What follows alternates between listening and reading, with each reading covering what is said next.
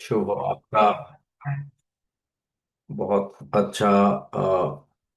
बहुत अच्छे दो भजन सुनाए विभू शर्मा जी ने, वीरेंद्र डोगरा जी ने। आपका बहुत बहुत धन्यवाद कि जिससे हमें अपने हृदय की अवस्था बेहतर बनाने का मौका मिला।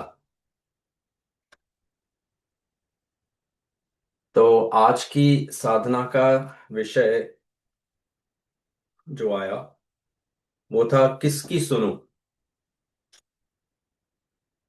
तो इससे पहले कि हम आज के साधन सभा की ओर बढ़ें, सब्जेक्ट की ओर बढ़ें, मैं 4 बार ओम की ध्वनि का उच्चारण करूंगा, आप भी कीजिए, जिससे कि हमारा ध्यान अवस्था और गहरी हो सके, भगवान के प्रभाव ज्यादा से ज्यादा हम पा सकें और हमारे हृदय ऐसे बन सकें कि हम जो कुछ भी सुन रहे हैं उसे गुन सकें। गहरी सांस भर के आंखें धीरे, आंखें कोमलता से बंद और पीठ सीधी रख के 4 बार ओम की ध्वनि का उच्चारण करेंगे। ओ।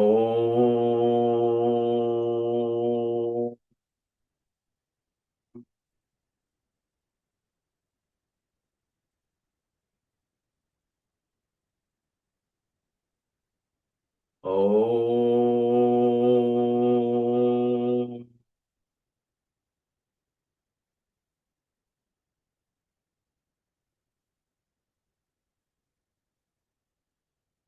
ओ।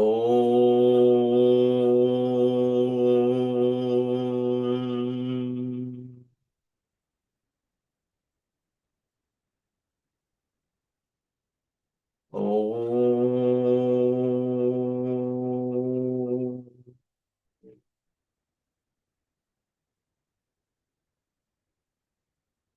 शुभ हो। तो आज की साधना का विषय है किसकी सुनूं।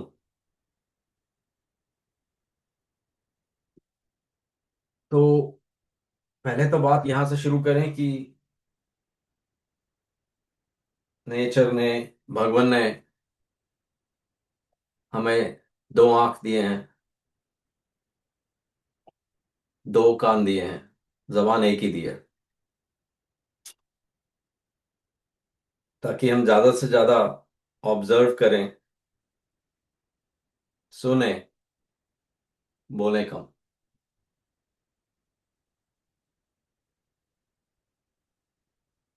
तो ये बात तो चलो पहले तय हो गई कि सुनना ज्यादा है, बोलना कम है।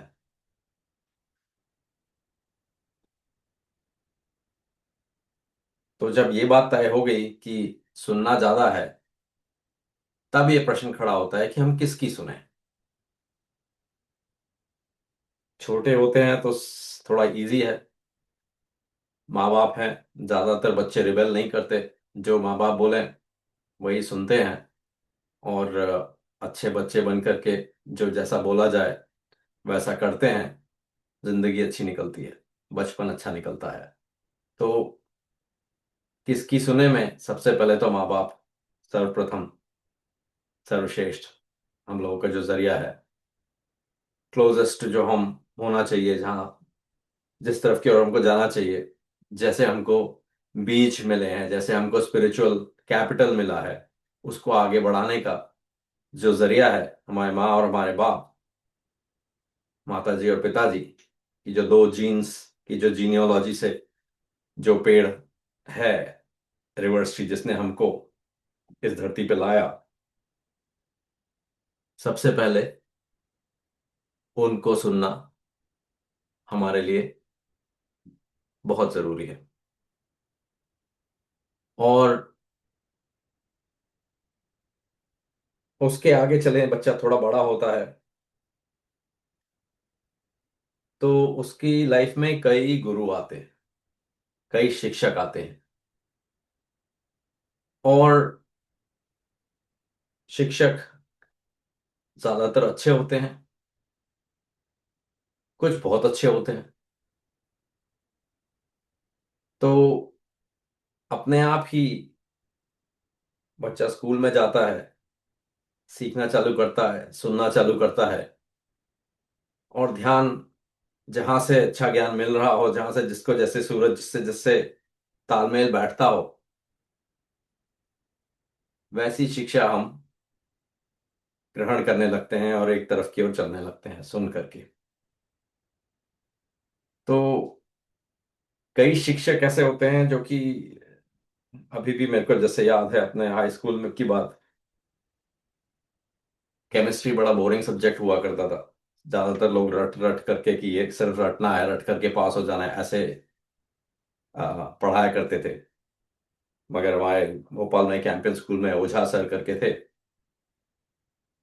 क्या ही खूबसूरत तरीके से केमिस्ट्री पढ़ाते थे कि लोग मिस नहीं करना चाहते थे उनका लेक्चर, और रैप्ट अटेंशन से सुनते थे जब उनकी क्लास चलती थी तो। और कई बार तो क्या पढ़ाया वो अब तक भी याद है। वो जैसे एग्जाम्पल्स उन्होंने दिए, जैसे एनिमेट होकर के, जैसे पैशन से जो बोलते थे, तो वो एनर्जी बोलती थी, और उसकी वजह से हम सब्जेक्ट से ज्यादा जुड़ पा रहे थे। केमिस्ट्री जैसे सब्जेक्ट से जैसे देखा जाए तो नीरस है बड़ा, मगर इतना अच्छे से पढ़ाया उन्होंने कि बाकी लोगों से, औरों से जैसे अपने आप ही बेटर अवस्था में आ गए हम। तो किसकी सुने में शिक्षक डेफिनेटली रोल प्ले करते हैं। उससे आगे चले, तब आदमी को अपना विवेक ज्यादा इस्तेमाल करने की जरूरत पड़ती है। कि तब तक तो बनी बनाई जैसे है, भाई यही रास्ता है, जो माँ बाप बोल रहे हैं वो करो, जो टीचर्स बोल रहे हैं वो करो। जब हाई स्कूल तक आ जाता है बंदा, 18 साल करीब करीब के होना, एडल्ट होने तक आ गए, अपना करियर का रास्ता चुन लिया, दुनिया में बाहर आ गए। आ, चलो कॉलेज तक भी मान लिया कि आप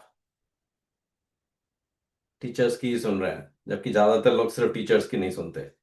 ज्यादातर लोगों का और कई एरियाज में, एस्पेक्ट्स में भी विकास होता है और होना चाहिए कॉलेज के दिनों में।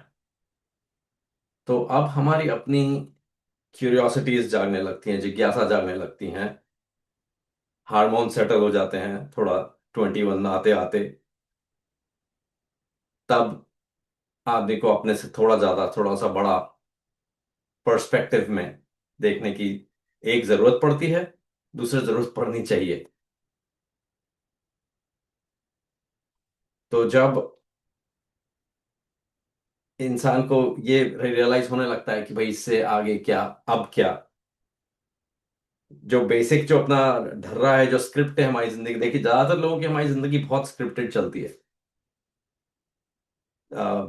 कंप्यूटर बैकग्राउंड से मैं हूं, मैं इसलिए वर्ड यूज कर रहा हूँ। स्क्रिप्ट, स्क्रिप्ट होता है कि आपने एक प्रोग्राम लिख दिया, ऐसा हुआ तो ऐसा होगा, वैसा हुआ तो ऐसा होगा, ऐसे करके 10 15 20 पन्नों का पूरा प्रोग्राम होता है। तो यदि एक कंडीशन हो गई तो अपने आप वो स्क्रिप्ट जो है चलती जाती है। थोड़े बहुत इनपुट्स चेंज होते हैं, कॉन्फ़िगरेशन चेंज होती हैं, मगर टिपिकली यहां से चालू हुआ तो दूसरी तक पहुंचने के लिए वो सेट पाथ हो जाता है। तो जैसे हमारा भी लाइफ बहुत स्क्रिप्टेड है, और ज्यादातर अधिकांश लोगों की, कि भाई आपकी हेल्थ यदि ठीक ठाक रहती है, आपके हालात ठीक ठाक हैं, तो आपने भाई कॉलेज ले लिया, आपको इंजीनियरिंग का हो गया, इंजीनियरिंग के बाद आपने यहाँ जॉब ले लेंगे, जॉब के बाद आप शायद बाहर जाने की कोशिश करेंगे, अपने घर से दूर कुछ। उसके बाद शादी की करेंगे, उसके बाद दो बच्चों की या एक बच्चा दो बच्चे की कोशिश करेंगे। मतलब पूरा सेटल स्क्रिप्टेड लाइफ चलती है। और थोड़े बहुत डिफरेंसेस ऑफ कोर्स आते हैं, आपको समझ, आप कभी जॉब से फायर हो गए तो वो स्क्रिप्ट थोड़ी चेंज हो गई। अब क्या होगा, ठीक है, शायद आप बिजनेस चालू करें, शायद आप कुछ डिफरेंट देख लें। मगर जब तक लाइफ में कोई परेशानी नहीं आती तो वो टिपिकली वही स्क्रिप्ट से चलती जाएगी आपकी गाड़ी। और मैं अपने देखता हूँ इंजीनियर साथी जो निकले थे मेरे मेरे बैच के, और काफी सारे उनमें से जो है कंप्यूटर्स में गए, जबकि पढ़ाई कंप्यूटर्स में नहीं की थी, इलेक्ट्रॉनिक्स में की थी मैंने। जैसे सब कंप्यूटर्स में गए, कंप्यूटर्स के बाद जो है वही 4 5 चीजें, जब मैं डीप में तो नहीं बताना चाहता, बट बेसिकली ये जैसे समझ लीजिए कि ये पहले ए प्रोग्राम किया, फिर बी टाइप का प्रोग्राम, फिर सी टाइप का, मतलब जैसे जैसे जैसे वक्त का बहाव था उस हिसाब से वो अपने को चेंज करते गए। क्या नया सीखना है वो करते गए, सुनते गए, मार्केट की सुनते गए, जमाने की सुनते गए, कहाँ पे आपका रोजी रोटी चल सकती है उसकी सुनते गए। और सभी करीब करीब तकरीबन उसी वैसा ही घर लिया, वैसे ही दो बच्चे हैं, सबके एज भी एक जैसी है, आपस में ही है। तो अनलेस अनअंटिल किसी को कोई ठोकर लगी हो जिंदगी से किसी न किसी बात में, सबके सब करीब करीब वही 19-20 में है की अवस्था में है। अब चाहे वो इंडिया में हो, चाहे वो यूएस आ गए हो, चाहे ऑस्ट्रेलिया या कहीं और चले गए हो, तकरीबन सबकी जिंदगी वही स्क्रिप्ट से चली। तो स्क्रिप्ट से हटती कब है बात, जबकि कोई ठोकर लगे। और लगता है ऐसा भी कि ठोकर क्यों लगनी चाहिए, मगर कुछ तो चांस होता है, राइट? दैट्स 100% तो किसी की लाइफ ठीक ठाक रूप नहीं चलती। भगवान देवात्मा पे बीमारियां आई, उन पे फायर किया गया पिस्तौल से, उनको विरोधिता हुई इतनी, वकीलों के और कोर्ट कचहरी में घसीटा गया। तो जब देवात्मा होकर के उनको ये सहना पड़ता है, तो हम मनुष्य आत्मा जैसे हम समझें, हमको क्यों नहीं होगा? सबको ही है, जो भी पैदा हुआ है उसके कुछ तो देखो चांस है, चांस से आपको आना ही है। ऊपर नीचे चलेगी गाड़ी और आपको तकलीफें आएंगी। मगर एक देखने का नजरिया ये भी है कि जब तक तकलीफें आती नहीं है तब तक हम अपने से बाहर निकलने की कोशिश नहीं करते। तो इस हिसाब से देखा जाए तो जो भी तकलीफ आती है वो हमारे एक बहुत बड़े शिक्षक की तरह है, हमारे लिए एक अच्छे अध्यापक की तरह है। कि और अच्छा अध्यापक क्यों बोल रहा हूं, क्योंकि अच्छा अध्यापक कौन होता है? वो होता है जो समझ सके कि आपको किस चीज की जरूरत है, किस तरीके से आप जो है जो समझाने की कोशिश की जा रही है उसको समझ पाएंगे आप। जैसे मैं ओझा सर का जिक्र कर रहा था पहले, उनको मालूम था कहाँ पे जोक मारना है कि लोगों को समझ में आ जाएगा, अच्छा कॉम्प्लेक्स ये होता है, अच्छा कंपाउंड ये होता है, इनमें डिफरेंस कैसे है, कहाँ पे जोक मारना है, कहाँ पे सार्केज्म यूज करना है, कटाक्ष करना है, कहाँ पे कोई किसी एक को पॉइंट करके एग्जांपल देना है, कहाँ पे इन दो दोस्तों के बीच में जो है वो बता देना है कि इनमें ऐसा बॉन्ड हो जाता है, देखो कोवेलेंट बॉन्ड हो जाता है। अभी तक याद है वो चीजें। तो अच्छा अध्यापक क्या होता है? जो सही बातों में समझ सके कि कैसे बात को बताना है। ऐसे ही जो दिक्कतें हमारी लाइफ में आती है वो बहुत अच्छे अध्यापक की तरह भी हो सकती हैं, यदि हमारा पर्सपेक्टिव ठीक से है। तो देखिए, हमें वहीं जहां दर्द हो रहा है वहीं पे ही दबाती हैं ये प्रॉब्लम्स। किसी पास जो है करोड़ों पड़े हुए हैं, बिखरे हुए हैं चारों तरफ, कोई पैसे की कमी नहीं है, उसको रिश्तों पे दबाती है।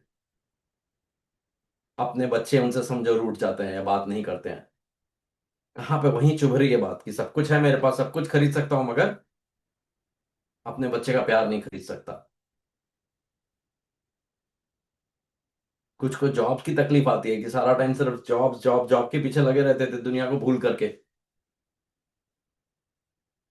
एक दिन सडनली लेटर आता है कि आपका खत्म, आपका जॉब 15 15 दिन का जो है आपको टाइम दिया जाता है।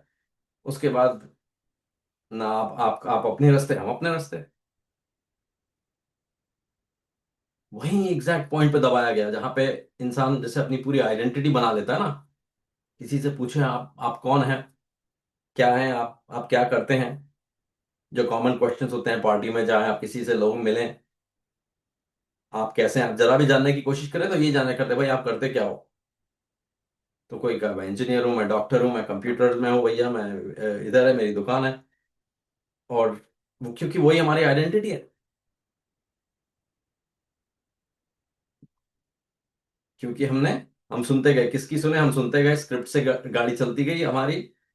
तो हमारी आइडेंटिटी ही यही बन गई कि मैं क्या हूँ, मैं कंप्यूटर इंजीनियर हूँ, मैं दो बच्चों का बाप हूँ, मेरे पास ठीक ठाक से पैसे हैं, मैं अच्छे से इसमें रह सकता हूँ अस्सी सोसाइटी में। वो पूरी आइडेंटिटी जो खड़ी हो गई है, मैं उस पे, ये मैं हूँ। तो जब कोई ठोकर आती है वहां पे प्रेस किया जाता है, तब आदमी को लगता है कि यार सब कुछ तो ठीक चल रहा था। तो ये कैसा, ये तकलीफ क्यों आ रही, जिसको मैं डील नहीं कर पा रहा। ये जॉब जिसमें मैं इतना अच्छा था, इतना अच्छे से चला सकता था, आंखें बंद करके काम करूँ तो भी लोग वाह वाह ही करते थे, इतना अच्छा था। तो ये कैसे हुआ कि मेरे को इन्होंने जॉब से निकाल दिया।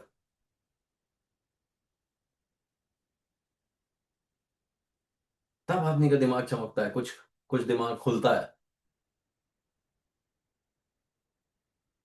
तब हमें देखने की जरूरत है कि ये हमारे लाइफ में क्यों आया, ये तकलीफ क्यों आई, ये मुझे क्या सिखाने आई है।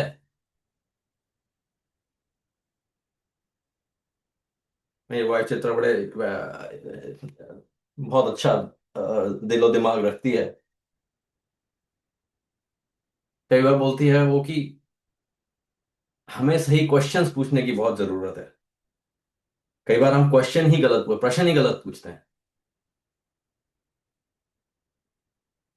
कि हम भगवान के सामने मत्था टेकने जाते हैं, भगवान देवात्मा, मेरा जॉब चला गया है, मेरे को जल्दी से जॉब ला करके दे दो। और वहां पे क्वेश्चन वो खड़ा करते हैं, अगला जॉब इससे बेटर कैसे हो। मेरे को ये प्रश्न करना नहीं चाहिए, गलत प्रश्न है। प्रश्न ये होना चाहिए कि मेरे भगवान, मैं क्या नहीं सीख पा रहा हूँ जो मुझे सिखाने के लिए ये यहाँ बटन प्रेस किया गया है, ये जॉब गया है। तो सही क्वेश्चन और सही कॉन्टेक्स्ट में क्वेश्चन पूछना बहुत जरूरी है। क्योंकि जब तक आदमी को वो खड़काया नहीं जाता तब तक कई बार लगता है खुलता नहीं है इंसान। नारियल को फोड़ा जाता है तब उसके अंदर निकलता है माल। नहीं तो आदमी इतना इतना अपने आप को, जैसे जॉब्स की बात कर रहा था, एग्जांपल दे रहा था, इतना खुद को उससे इन्वॉल्व कर लेता है कि इसके आगे कोई दुनिया ही नहीं है। मैं यहाँ का एमडी हूँ, मेरे नीचे हजार लोग काम करते हैं, मेरी साइन के बिना जो है पेरोल रिलीज नहीं होता है, इनकी तनख्वाह नहीं निकलती है। और फिर जब फायर करते हैं तब मालूम पड़ता है कि असली असली संबंधी जिनको मैं अपना सोच के बैठा था कि मेरा संबंध मेरे जॉब से है और मेरे एम्प्लॉयर से है, वो तो 15 दिन में रिप्लेस कर देंगे मेरे को। कल की और आज की तारीख में समझो मैं बस के नीचे आकर के मर जाता हूँ, तो मेरी फैमिली को मेरे को रिप्लेस करने के लिए पूरा जन्म लग जाएगा। वो कभी भी प्रॉब्लली उभर भी ना पाए इस सदमे से। और जो मेरे जॉब वाले हैं, मेरे एम्प्लॉयर्स हैं, वो क्या करेंगे, वो तो विद इन एक हफ्ते के वहां पे फिर से जॉब पोस्टिंग आ जाएगी नई। 2 हफ्ते, एक महीने में कोई दूसरा बंदा आकर के, बंदी आकर के वहां पे बैठ जाएगी मेरा जॉब करने। तो हम किधर किसकी सुन रहे हैं हम, अपने बॉस की सुन रहे हैं तब, कि बेटा सारा टाइम सुबह से रात को घिसता रहे यहाँ पे। इंग्लिश में कहते हैं nose to the grindstone. जैसे वो पहले सिलबट्टा नहीं घिसते थे तो बोला आंखें यहाँ रखो, नाक उसके पास रखो और घिसते रहो, जैसे सिलबट्टा, nose to the grindstone. तो हम अपने बॉस की सुने। यदि बॉस की सुने तो देखो, अभी एग्जाम्पल दिया कि बॉस को कोई प्रॉब्लम नहीं है, कल को आप बस के नीचे आ जाते हो तो 1-2 दिन अफसोस भी कर लें, शायद सोच भी लें आपके बारे में, उसके बाद क्या, कुछ नहीं।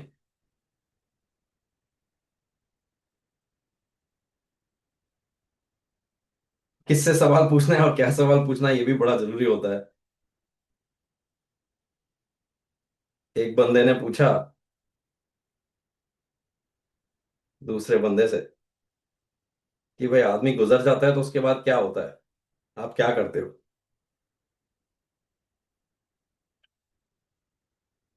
तो उसने कहा कि, ये डॉक्टर था जिससे पूछा, हॉस्पिटल है उसका। तो कहता है कुछ नहीं, लाश चली जाती है, उसके बाद चद्दर वद्दर छाट फूट करके चेंज आती है, नया मजीद आ जाता है। तो किससे पूछ रहे हैं हम क्वेश्चन, किसकी सुन के पूछ रहे हैं। ऑब्वियसली मजाक की बात कर रहा हूं मैं।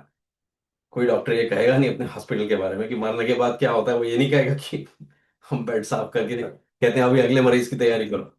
मगर मजाक में थोड़ी सी सच्चाई छुपी है, उसको पकड़ने की कोशिश कीजिए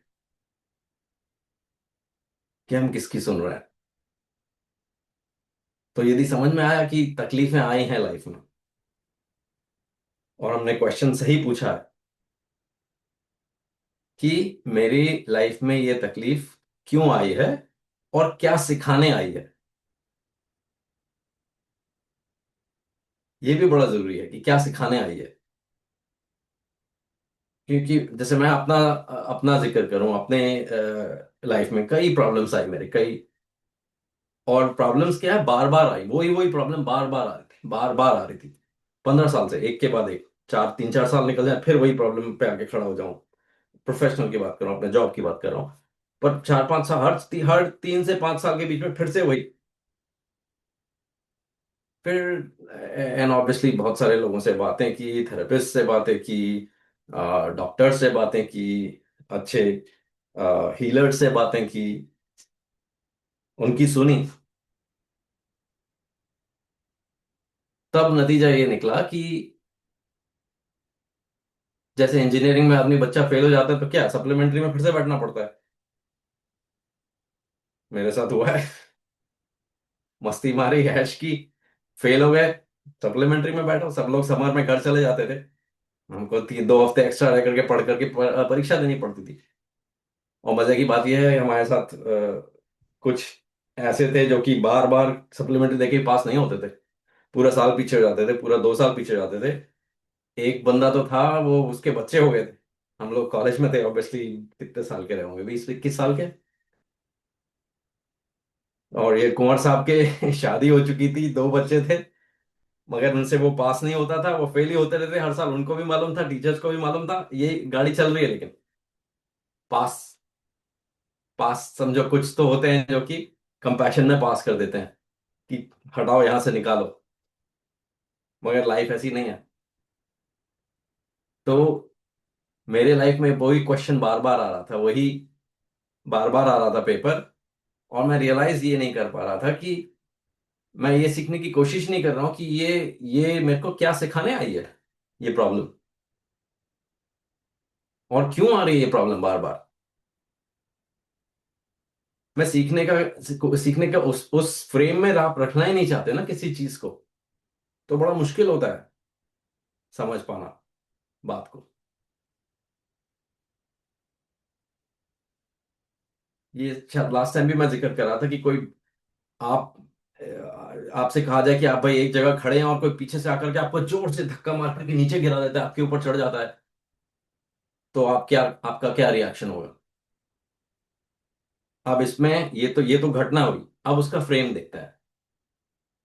प्रेम जो है, हो सकता है अंधेरी गली हो, रात का टाइम हो, और किसी ने वाकई आप पे आके हमला कर दिया, आप गिर गए हो। राइट, तो एक वो बड़ा डिफरेंट मंजर खड़ा होता है। मगर आप यही सोचो कि भाई शाम का वक्त है, मगर आप कबड्डी खेल रहे हैं, सामने से कोई आया कबड्डी कबड्डी करते, आपको धर लिया आपने उसको सामने, और आप नहीं निकल पाए वहां से, उसने आपको पूरी घेर करके नीचे टिका दिया रेत पे। तो मंजर पूरा बदल गया। ये तो सिर्फ खेल था। तो इसको कहते हैं फ्रेमिंग। जैसे पिक्चर होता है ना, पिक्चर वही की वही है, मगर आप गोल्ड के फ्रेम में रख दो तो बड़ी प्यारी लगती है, बड़ी सुंदर लगती है। वही उबड़ खाबड़ से टूटे हुए से लकड़ी के फ्रेम में छोटे से लगा दो बदरंग से, तो वही पिक्चर, वही तस्वीर जो है उतनी अच्छी नहीं लगती। तो इसे कहते हैं फ्रेमिंग ऑफ द इशू। तो जो प्रॉब्लम बार बार आ रही थी, और मैं कभी ये समझने की कोशिश नहीं कर रहा था कि ये मेरे को क्या सिखाना चाहती है, मैं किस बात में मैं फेल हो रहा हूँ। क्योंकि मेरे क्वेश्चन बड़े डिफरेंट थे। मेरे क्वेश्चन थे, ये कब सॉल्व होगा, मैं इससे आगे कब निकल पाऊंगा। ये तो क्वेश्चंस ही गलत थे, फ्रेम ही गलत था।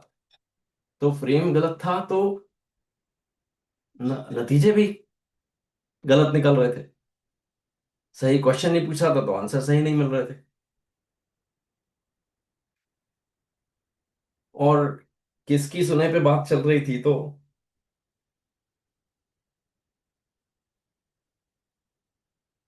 सबसे ज्यादा मेरे ख्याल से सबको सुनने की जिसको जरूरत होती है, आप कह सकते हैं भगवान है अपने। और मजा बात है वो, सही बात है वो। मगर एक दूसरा ख्याल आ रहा है उससे पहले कि भगवान तक भी पहुंच पाए, उसके लिए भी हमें कुछ और चाहिए। जो कहते हैं ना कि घोड़े को आप पानी तक तो ले जा सकते हो मगर पीना तो घोड़े को ही पड़ेगा। तो जैसे मैं अपना एग्जाम्पल जो दे रहा था कि लाइफ में तकलीफें आ रही थी, बार बार आ रही थी, वही वही तकलीफें फिर से आ रही थी, वही वही सप्लीमेंट्री के पेपर में फेल हो रहा था, फिर से सप्लीमेंट्री में बैठना पड़ रहा था। मगर मैं तैयार नहीं था पानी पीने के लिए। तो वो 7 डिफरेंट तरीके ट्राई करे, कभी डॉक्टर से, कभी थेरेपी से, तो कभी फ्रेंड से, तो कभी हीलर से, तो कभी ज्योतिषी से। आप कोई भी आप इमेजिन कर लो, 7 डिफरेंट तरीके मेथोडोलॉजीज ट्राई करी। सब लेकर के आके वहीं तक, पानी तक लेकर के आते थे। और मैं फिर वही क्वेश्चंस डिफरेंट पूछने लगता था। तो जब तक पानी पीने की मेरे अंदर जिज्ञासा ना जागे, जब तक मैं एक्चुअली पानी पीऊं ना, तो प्रॉब्लम सॉल्व नहीं होती।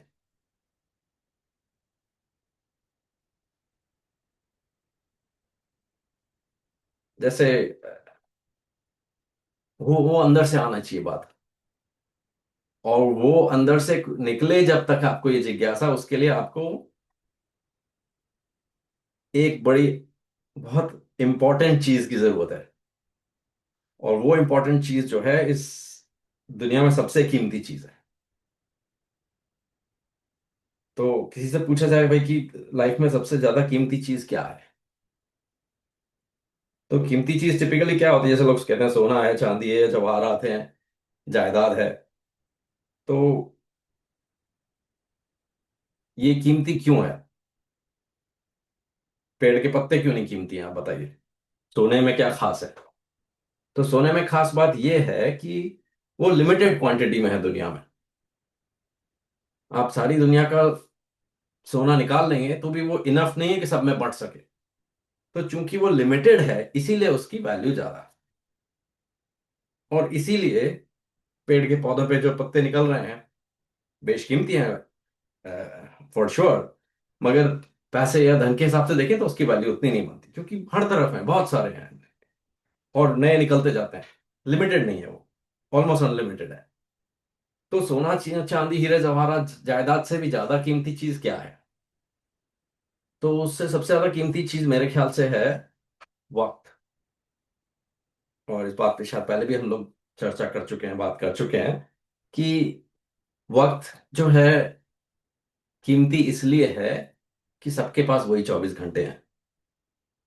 कोई कितना ही करोड़पति अरबपति हो जाए, अंबानी हो जाए, अडानी हो जाए, वो अपने लिए 24 घंटे से ज्यादा नहीं खरीद सकता। सबको वक्त उतना ही मिला है। उसमें से भी आधा वक्त तो हम सोते हैं। तो समझो 14 घंटे ही बचे दिन के। इसीलिए वक्त जो है बहुत कीमती है। तो तन मन धन की जैसे सेवा कहते हैं ना, हम यदि वो करते हैं, अपना वक्त दे करके वाकई करते हैं, तो उसकी वैल्यू बहुत ज्यादा है। मगर अब ये समझ में आ रहा है कि वक्त से भी ज्यादा कीमती एक चीज है, और वो है ध्यान। इंग्लिश में पढ़ रहा था कि attention is the mother resource. Hindi में एग्जैक्ट तो आई डोंट नो क्या अनुवाद होगा, उसका ट्रांसलेशन होगा कि हमारा ध्यान ही एक मूल संसाधन है। बाकी सब चीजें इससे निकलती हैं कि जब तक हमारा ध्यान ना हो किसी चीज पे, तब तक वो वक्त भी किसी काम का नहीं है। जैसे आप वक्त के थे, मेरे पास लिमिटेड वक्त है, मैं काम कर सुबह से रात समझो लेट आया ऑफिस से, अब मेरे पास वही 1 घंटा है मेरे पास, जो कि पास मेरे बच्चों के साथ जो वक्त है। उसके बाद बच्चे सोने चले जाएंगे और मेरे को शायद और काम करने की जरूरत हो, जैसे नॉर्मली होता है। तो वक्त जो है वो 1 घंटा बड़ा कीमती है बच्चों के साथ।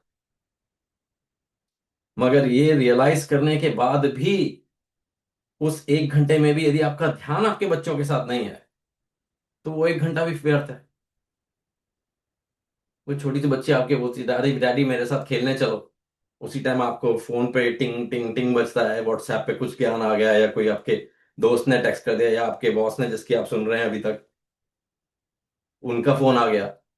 तो आप अपनी छोटी सी बच्ची को भूल करके किसको ध्यान देंगे? आप अपने बॉस का फोन उठाएंगे, आप वो टेक्स्ट किसने आया वो देखेंगे, आप वो व्हाट्सएप पे टिंग क्या बजी आपने देख लिया, फेसबुक पे क्या आया देख लिया आपने, इंस्टाग्राम पे देख लिया। क्योंकि सब लोग आपके ध्यान के पीछे पड़े हुए हैं, अटेंशन के पीछे पड़े हुए हैं। और बिफोर यू नो इट आपने बच्चे को, उस तक तो बच्चे को, हाँ बेटा मैं 2 मिनट आ रहा हूँ तेरे पास, 2 मिनट में बात करता हूँ, अपन खेलने चलेंगे, आज जरूर चलेंगे। बॉस का फोन था, बॉस ने आधा घंटा खा लिया, कान चबा गया आपके। बॉस अक्सर करते हैं ऐसा। आपका ध्यान गया, आपका वक्त भी गया।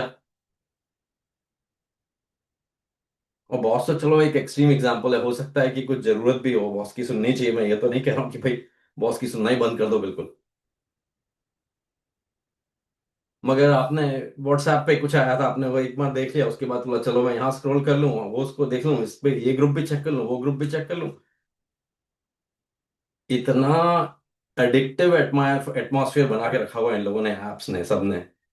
दुनिया के सबसे जो जो ब्रिलियंट लोग हैं, ज़हीन लोग जो हैं, उन लोगों ने ये एल्गोरिदम ऐसा ही बनाया है कि आप एक बार अंदर आओ तो मजा लेके आधे पौने घंटे से पहले आप वहां से, आपका नजर भी हिले वहां से। तो ये आपके साथ नहीं हो रहा, ये पूरी दुनिया के साथ हो रहा है। और हो इसलिए रहा है क्योंकि आपसे कहीं ज्यादा, आपसे मेरे से कहीं ज्यादा इंटेलिजेंट लोगों ने बैठ करके इस पर रिसर्च की है कि क्या किया जाए कि जैसे ये ध्यान किसी ने एक बार क्लिक कर दिया व्हाट्सएप पे, तो बस पकड़ करके उसको खींच के अंदर गुफा में ले जाओ, आधा पौना घंटा खा जाओ उसका ध्यान, उसका समय। मेरे साथ होता है, हम सबके साथ होता है, घर घर की कहानी है ये। और होता क्या है, मैं बाहर जब तक निकला, बॉस का फोन आया था आधे घंटे बाद, निकला तो बच्ची कहाँ है पता नहीं, शायद सोने चली गई, गुस्सा होके चली गई। और व्हाट्सएप में पौना घंटा डाल दिया, बाहर निकला तो देखो अब क्या हो, बच्चे बड़े हो गए। पूरा साल निकल गया, आपको मालूम ही नहीं पड़ा, क्योंकि आप सुन किसकी रहे थे। आप वो हजार लोग ही सुन रहे थे जिसका आपसे कोई लेना देना नहीं है आपकी लाइफ से। कोई लेना देना नहीं आपकी लाइफ से। आपका उस वक्त आपका ध्यान सिर्फ और सिर्फ आपकी छोटी बच्ची के पास रहना चाहिए था, यदि आपके पास एक घंटा ही मिलता है तो आपका पूरा का पूरा ध्यान सिर्फ अपनी बच्ची पे रहना चाहिए था। कि बॉस का फोन भी आया तो उठा के बोल दो कि मेरे पास अभी इमरजेंसी में हूं, मैं बिल्कुल मैं बात नहीं कर सकता आपसे, आई एम सॉरी, मैं आपसे एक घंटे में बात करूंगा, उसके बाद पूरी रात खा लेना मेरी, कोई प्रॉब्लम नहीं। और व्हाट्सएप, आप व्हाट्सएप के ज्ञान के लिए अपने अपने छोटी सी बच्ची को ध्यान नहीं देते। और बच्ची का तो एग्जाम्पल ले रहा हूं, आप अपनी बीवी को ध्यान नहीं देते, कभी अपने दोस्तों को ध्यान नहीं देते, कभी जॉब के चलते इसका ध्यान नहीं, कभी उसके चलते उसका ध्यान नहीं। मतलब कुल मिलाकर के सब तरफ पचरंगाचार फैला हुआ है। तो सबसे ज्यादा कीमती चीज क्या है? ध्यान। तो हमें ध्यान देने की जरूरत है कि हम किसकी सुने। तो जैसे भगवान का जिक्र हो रहा था कि भगवान की तरफ सुनने की बात कब आएगी, कि पानी तक पहुंच गए पीना है, ये जिज्ञासा कब जागेगी। बार बार सप्लीमेंट्री देकर के आखिरकार तो ये, और जब तक ये सही शिक्षक हमारे सामने आए, सही परिस्थितियां सामने आए, जो हमारे वही बटन दबाए जो हमें मालूम है कि हमें परेशान करते हैं, जॉब चला जाए, धन चले जाए, रिश्ते चले जाए, इनकी आखिरकार उस स्टेज तक आते हैं हम जब हम अपना ध्यान सिर्फ एक चीज को देते हैं। और वो एक चीज क्या है? वो एक चीज होनी चाहिए आपकी अंतरात्मा। आपके अंदर सब सवालों के जवाब हैं, मगर इसको रियलाइज करने में उम्र निकल जाती है लोगों की। मैं 54 ईयर्स का हूं, अभी कुछ थोड़ा बहुत समझ में आया है। मैं ये भी नहीं कहता कि मेरे को बड़ा ज्ञान आ गया है, मगर इतनी मैच्योरिटी आ गई कि समझ में आ रहा है कि अपनी अंतरात्मा की सुनो, अपनी इंट्यूशन की सुनो। तो वो इंट्यूशन बताएगी कि मेरे लिए बेस्ट टीचर कौन है, मेरे लिए बेस्ट गुरु कहाँ है, मेरे लिए बेस्ट शिक्षा कहाँ है, मेरे लिए बेस्ट, मेरे टाइम का यूज कहाँ है, कहाँ पे मैं अपना अटेंशन डालूं, कहाँ पे मैं अपना रिसोर्स जो है, मोस्ट सबसे कीमती संसाधन जो मेरे पास है, मेरा ध्यान, वो मैं किधर खर्च करूं।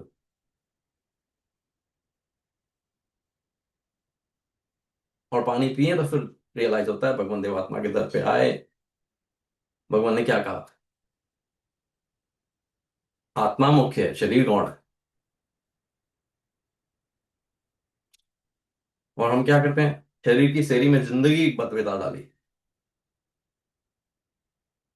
व्हाट्सएप जो पढ़ रहे हैं हम लोग, जो दूसरे फेसबुक देख रहे हैं, इंस्टाग्राम देख रहे हैं, बीजेपी कांग्रेस के चक्कर में पड़े हुए हैं, या आज यहाँ पे हो गया, कल वहां पे हो गया, आज हिंदुस्तान पाकिस्तान के झगड़े में पछड़े हैं, पड़े हैं, पॉलिटिक्स में है, इसमें है, उसमें है।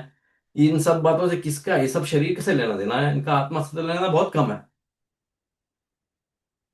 तो ध्यान किधर डाल रहे हैं हम? तो पहले तो ये समझ में आए कि मेरे पास वक्त बहुत कीमती है और मेरे पास लिमिटेड टाइम है, लिमिटेड वक्त है। दूसरा ये समझ में आया कि मेरे वक्त के ज्यादा इंपॉर्टेंट है, मेरा अटेंशन बड़ा उससे भी ज्यादा लिमिटेड है। तो मेरा ध्यान मैं किधर डालूं? तो ध्यान में डालूं अपनी आत्मा पर, अपनी अंतरात्मा पर, अपने इंट्यूशन को सुनूं, मैं सुनना चालू करूं। ध्यान हिंदी में बड़ा प्यारा वर्ड है, ध्यान देना और ध्यान लगाना। तो आप ध्यान में जाइए।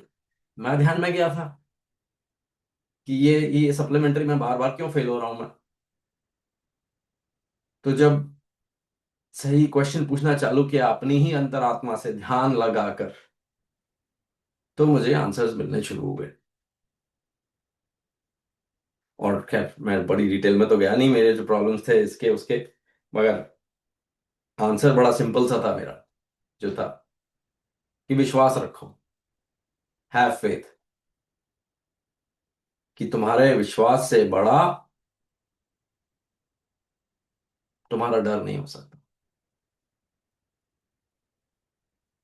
तुम्हारा डर हमेशा तुम्हारे विश्वास से छोटा होना चाहिए, बहुत बहुत छोटा होना चाहिए। ये नहीं हो सकता कि आपको डर ना लगेगा किसी चीज का। इंसान है, शरीर है, दुखता है, दर्द होता है, फिजिकल प्रॉब्लम्स आती हैं, हेल्थ हो जाता है, बुखार हो जाता है, आदमी हिल जाता है, ऑफ कोर्स आदमी डर जाएगा, हिल जाएगा। जॉब चला जाता है, आदमी डर जाएगा। बच्चों से अबोला हो गया, अपनी बीवी से अबोला हो गया, आदमी डर जाएगा। मगर इन सब डर से ज्यादा बड़ा आपका विश्वास होना चाहिए। विश्वास, और विश्वास किस पे होना चाहिए? किस पे करें विश्वास? अपने बॉस पे? तो वो आपको जवाब सिर्फ और सिर्फ आपकी अंतरात्मा दे सकती है। ये वन साइज फिट्स ऑल नहीं है। तो at every stage of your life, हर हर पड़ाव पे आपकी जिंदगी के, आपको दूसरे तीसरे टाइप के लोगों को सुनने की जरूरत होती है।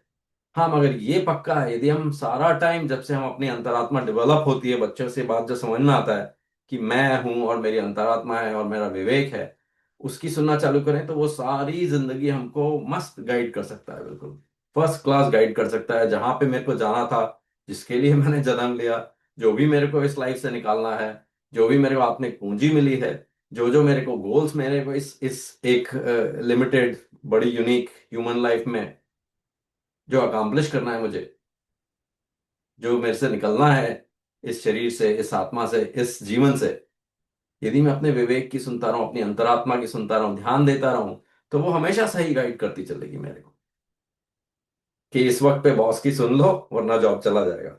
मगर रात को आता है, शाम को घर आ गए, अब बॉस की मत सुनो वरना बच्चा हाथ से चला जाएगा। जागोगे तो पता चलेगा अब क्या हुआ, अरे मैं 60 का कैसे हो गया, मैं 60 साल का कब बन गया, 5 साल में मेरा रिटायरमेंट है और अब मेरे बच्चे मुझसे बात भी नहीं करना चाहते, अब क्या होगा? जब जागे तभी सवेरा। आज भी आप ये रियलाइज कर लें कि हमारे पास जो कीमती संसाधन है वो क्या है? ध्यान है। जिधर ध्यान देंगे उधर कोई गाड़ी चलेगी। जैसे बगीचे में आप दोनों तरफ आपने जो है बीज लगा दिए, पानी किधर दे रहे हैं आप? जिधर को सींचेंगे उधर के ही बीज जो हैं वो निकलेंगे। बाकी तरफ खरपतवार निकल आएगी, वीड्स निकल आएंगी। उसके लिए आपको कुछ करने की जरूरत नहीं है। बॉस आपको अपने आप कॉल करके चिल्ला देगा, लोग आपको अपने आप व्हाट्सएप के 1000 नोटिस भेज देंगे, लोग आपको अपने आप घसीट लेंगे, चला इधर महफिल लगाते, चला उधर लगाते। वो आपको रियलाइज करने की जरूरत है कि यदि आपकी जिंदगी में बार बार ये ठोकरें आ रही है, बार बार कोई सप्लीमेंट्री का पेपर सामने आ रहा है, तो क्यों आ रहा है? वो सिर्फ और सिर्फ आपकी अंतरात्मा जवाब दे सकती है, ध्यान जवाब दे सकती है। और ऐसा होता है ना कि आप एक रूम में जाते हैं, अंधेरे कमरे में जाते हैं, और आप ठोकरें खा रहे हैं, बार बार इधर ठोकर खाई उधर ठोकर खाई। समझ में नहीं आ रहा ठोकरें क्यों आ रही, ठोकरें क्यों लग रही मुझे बार बार, मैं क्यों ऐसा हूं, मैं ऐसा ही क्यों, मेरे साथ क्यों ठोकरें लग रही है मेरे को। फिर क्या करता है आदमी?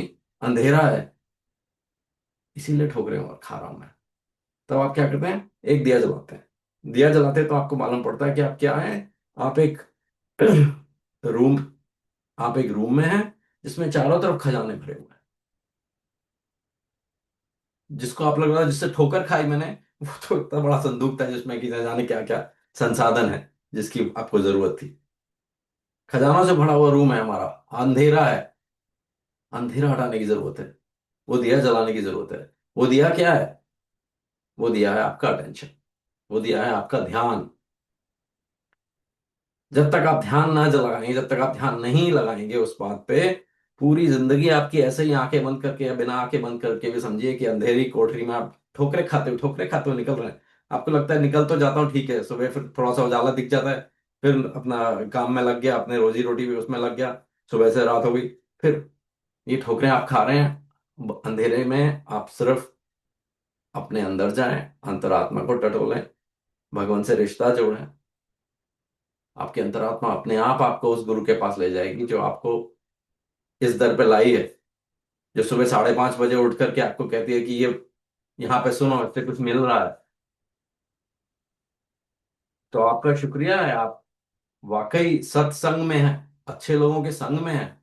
अपने वक्त देकर, ये चॉइस देकर के आपने कि हर रोज सुबह उठ करके मेरे को अपना आत्मा के भले की सोचना है, नहीं तो पूरा दिन निकल जाएगा टीवी देखते हुए। उसका तो कोई एंड ही नहीं है।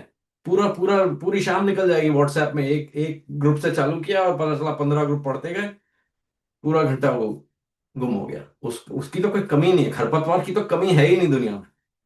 नेचर खाली नहीं रहने तक देती किसी भी वक्त को, किसी भी जगह को, भर देती है उसे किसी न किसी चीज से। जब हाँ, मगर आपको गार्डनिंग करनी है, आपको अपने जीवन से कुछ अच्छा निकालना है, कुछ लेगेसी छोड़नी है, कुछ वाकई अपने इस मनुष्य जीवन का कोई कुछ कुछ अपने से बढ़ करके निकालना है और छोड़ करके जाना है, तो आपको चॉइस है, और हर सेकंड पे चॉइस है, हर मिनट पे चॉइस है। आपको कॉन्स्टेंटली कुछ सैक्रिफाइस करना पड़ेगा। किसी अच्छा नहीं लगता कि दिन भर में टीवी के सामने बैठा रहो, मगर आपको ये कॉन्शियस चॉइस करना पड़ेगा कि मेरा टाइम लिमिटेड है और मेरा ध्यान उससे भी ज्यादा लिमिटेड है। और जब तक मेरे हाथ पैर चल रहे हैं, तब तक मैं कैसे इस समय का सबसे बेस्ट यूज करूं। जैसे आप लोग करते हैं, यहाँ से रोज साधन में जुड़ते हैं, बहुत अच्छी बात है। भगवान के पास जाते हैं, भगवान के पास यदि हम अपना दिया जला करके जाएंगे, अपनी अंतरात्मा को रोशन करके जाएंगे, सुनने के लिए जाएंगे, तो भगवान अपने आप कहेंगे, पहला वाक्य ही आपके अंदर हिला डालेगा आपको। भगवान देवात्मा का आत्मा मुख्य है, शरीर गौण। आत्मा पे ध्यान दीजिए, अपनी अंतरात्मा से पूछिए, आपको सारे जवाब मिलेंगे। मुश्किल ये है कि जैसे पहले हम बात कर रहे थे कि जैसे मैं कर रहा था, सवाल ही गलत पूछ रहा था, तो उस पर थोड़ा सा ध्यान दें कि सवाल अपने सही पूछें। क्यों तकलीफ आ रही है और उससे मैं क्या सीख सकता हूं इस तकलीफ से। तो मैं अर्ज कर रहा था, मेरे आंसर मिले, मैंने उसको इम्प्लीमेंट करना चालू किया, कि अब मेरा विश्वास ज्यादा बड़ा है। और डर तो अभी भी लगता है, डर अभी भी सामने आते हैं, मगर वो छोटे हैं। तो अपनी भगवान को जाकर के मैं मुसीबतें नहीं बताता कि मेरी मुसीबत इतनी बड़ी है, पहाड़ जितनी। अब मैं मुसीबतों को कोशिश कर रहा हूं बताऊं कि मेरे भगवान इतने बड़े हैं कि तुम कुछ नहीं हो। तो आप भी अपनी अंतरात्मा से पूछेंगे, आपको भी जवाब मिलेंगे। और ये तो एक जर्नी है, एक लंबी दूरी की जर्नी है ये। ऐसा नहीं है कि मेरे इतने सप्लीमेंट्री एग्जाम देने के बाद मैं एक बार पास हुआ हूँ, अब मैं स्वर्ग में आ गया। अब सारा टाइम की छुट्टी है। भगवान ने इस मामले में बहुत साफ साफ बताया है कि नहीं, आत्मा पे फोकस रखो, और आत्मा की अवस्था घटती बढ़ती चीज है। आपको आगे भी प्रॉब्लम्स आएगी, नेक्स्ट लेवल की आएंगी, क्योंकि नेक्स्ट लेवल का एग्जाम है। उसको क्लियर करें, फिर और बेहतर होगी लाइफ। तो ये तो ऊपर नीचे और कॉन्स्टेंटली चलने वाली बात है। तो मैं जो सबक सीखा है उसको याद रख सकूं, और किसको सुनना है, किसकी सुनूं, अपनी अंतरात्मा की सुनूं, अंतरात्मा की सुनूं जो मुझे भगवान से जोड़े, अच्छे शिक्षकों से जोड़े। और हर जो परिस्थिति मेरे सामने आ रही है, जो तंग करने वाले लोग भी सामने आ रहे हैं, उनको अपने शिक्षक के रूप में देख सकूं कि इससे मुझे सीखना क्या है। तब मुझे मेरे जवाब मिलेंगे। तब मैं वाकई इस मनुष्य जीवन को पूरी तरह से सफल जीवन जीने की ओर जा सकूंगा। तो ऐसा मैं कर सकूं, ऐसी मैं अपने लिए प्रार्थना करता हूं। आप सबको भी ऐसा ही बल मिले, और आपके अंतरात्मा को बल मिले, आत्मबल मिले, कि आप भी इसी मंथन में किस पे ध्यान देना है उस पे फोकस कर सकें, और अपने जीवन का ज्यादा से ज्यादा भला कर सकें। ये बोल के मैं अपनी यहाँ वाणी को यहाँ विराम देता हूँ। आप सबका बहुत बहुत शुभ हो।